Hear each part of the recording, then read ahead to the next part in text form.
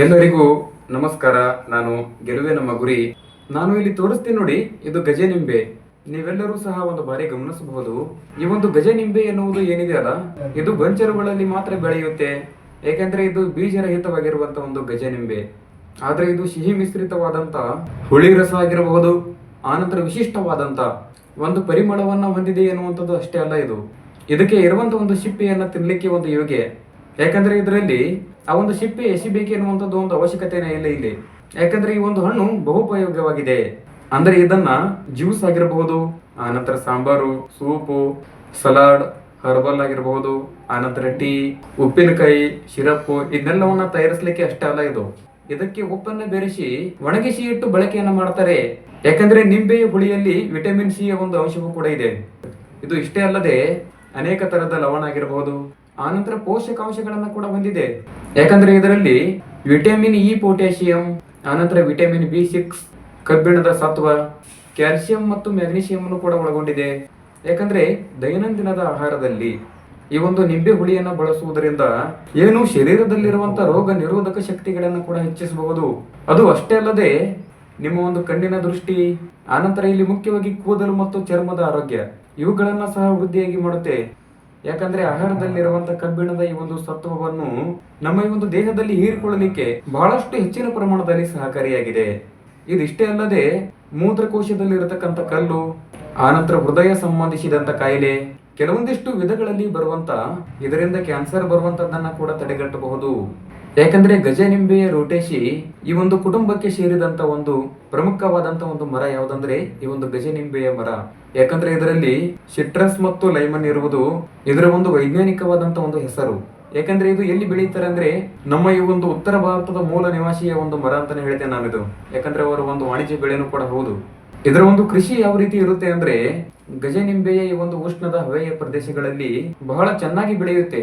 ನೋಡಬಹುದು ನೀವು, ವರ್ಷಕ್ಕೆ 30ಕ್ಕಿಂತ ಕಡಿಮೆ ಮಳೆಯನ್ನು ಬೀಳುವಂತ ಆ ಒಂದು ಪ್ರದೇಶದಲ್ಲಿ, ಅಂದ್ರೆ ಸಮುದ್ರ ಮಟ್ಟಕ್ಕಿಂತ 3000 ಮೀಟರ್ ಅಡಿ ಎತ್ತರ ಇರುವಂತ ಆ ಒಂದು ಪ್ರದೇಶಗಳು ಏನಿದಾವಲ್ಲ, ಈ ಒಂದು ಗಜೆ ನಿಂಬೆಯ ಬೇಸಾಯಕ್ಕೆ ಉತ್ತಮವಾದಂತ ಒಂದು ಪ್ರದೇಶ ಅದು. ಆದ್ರೆ ಈ ಒಂದು ಗಜೆ ನಿಂಬೆಯ ಬೇಸಾಯಕ್ಕೆ 6/8 ಈ ಒಂದು ಅಡಿಗಳಷ್ಟು ಒಂದೇ ಸಮಾನಾದಂತ ಒಂದು ರಚನೆಯ ಆಕಾರದಲ್ಲಿ. ಯಾಕಂದ್ರೆ ಒಂದು ವರ್ಷಕ್ಕೆ ಒಂದು ಮರದಿಂದ ಸುಮಾರು 600ರಿಂದ 800 ಹಣ್ಣುಗಳನ್ನ ಕೂಡ ಪಡ್ಕೊಳ್ಬಹುದು ನೀವು. ಯಾಕಂದ್ರೆ ನಿಮಗೆ ಇಲ್ಲಿ ಅನಿಸಬಹುದು ಈ ಒಂದು ಗಜೆ ನಿಂಬೆಯ ಬಗೆಗಳು ಎಷ್ಟಿರಬಹುದು. ಈ ಒಂದು ಗಜೆ ನಿಂಬೆಯ ಉಷ್ಣದ ಹವಾಗಳ ಪ್ರದೇಶಗಳಲ್ಲಿ ಬಹಳ ತುಂಬಾ ಚೆನ್ನಾಗಿ ಬೆಳೆಯುತ್ತೆ. ಈ ಒಂದು ಗಜೆ ನಿಂಬೆಯಲ್ಲಿ ಹಲವಾರು ಬಗೆಗಳು ಕೂಡ ಇದಾವೆ. ಯಾಕಂದ್ರೆ ಈ ಒಂದು ಹಣ್ಣು ನಮ್ಮ ಈ ಒಂದು ಭಾರತದಲ್ಲಿ ಬೆಳೆಯಲಾಗುತ್ತಿರುವಂತಹ ಈ ಒಂದು ಹಿನ್ನೆಲೆಯಲ್ಲಿ ಕೆಲವೊಂದಿಷ್ಟು ಮುಖ್ಯವಾದಂತ ಬಗೆಗಳನ್ನ ಕೂಡ ನಾನು ನಿಮಗೆ ಇಲ್ಲಿ ತೋರಿಸ್ತಾ ಹೋಗ್ತೀನಿ. ಇಲ್ಲಿ ಒಂದೇದು ಬೆಟ್ಟದ ಗಜೆ ನಿಂಬೆ. ಇದು ಏನಿದೆಯಲ್ಲ, ಪಂಜಾಬ್ ಮತ್ತು ಉತ್ತರ ಪ್ರದೇಶಗಳಲ್ಲಿ ಬೆಳೆಯಲಾಗ್ತದೆ. ಇದರ ಹಣ್ಣು ಮೊಟ್ಟೆಯ ಆಕಾರದಲ್ಲಿ ಇರುತ್ತೆ.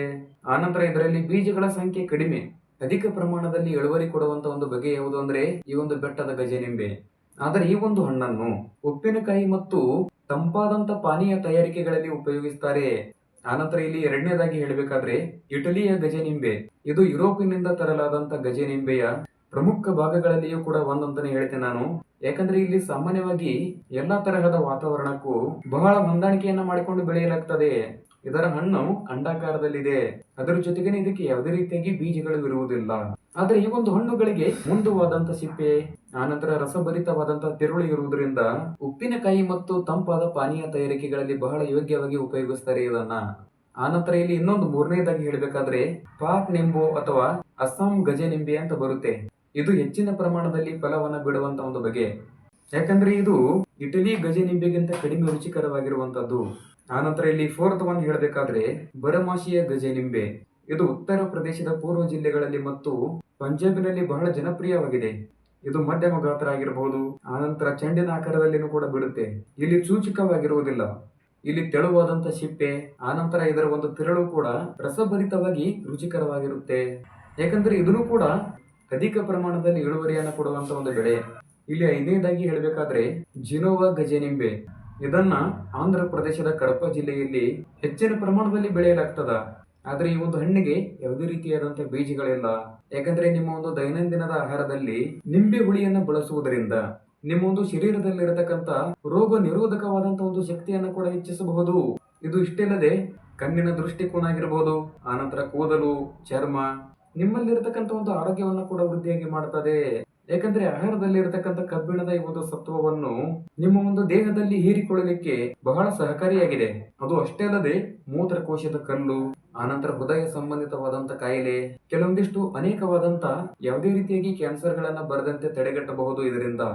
ಆನಂತರ ನೀವು ಈ ಒಂದು ಗಜೆ ನಿಂಬೆಯ ಬಳಕೆ ಯಾವ ರೀತಿ ಮಾಡ್ಬೇಕಂದ್ರೆ, ನಿಂಬೆ ಹಣ್ಣಿನಂತೆ ನೇರವಾಗಿ ಉಪಯೋಗಿಸೋಕೆ ಬರುವುದಿಲ್ಲ. ಯಾಕಂದ್ರೆ ತಂಪಾದಂತ ಪಾನೀಯ ವಸ್ತುಗಳಲ್ಲಿ ಬಳಕೆ ಮಾಡುವಂತದ್ದು ಬಹಳ ಯೋಗ್ಯ ಇಲ್ಲಿ. ಇದು ಹೆಚ್ಚಿನ ಪ್ರಮಾಣದಲ್ಲಿ ಏನು ಅಂತ ಹೇಳ್ತೇನೆ ನಾನು. ಯಾಕಂದ್ರೆ ಕ್ಯಾಂಡಿ, ಆನಂತರ ಜಾಮ್ ಮತ್ತು ಜೆಲ್ಲಿ ಹಲವಾರು ಪ್ರಮಾಣದ ವಾಸನೆಯನ್ನ ಕಟ್ಟಲಿಕ್ಕೆ ಬಳಕೆ ಮಾಡ್ತಾರೆ.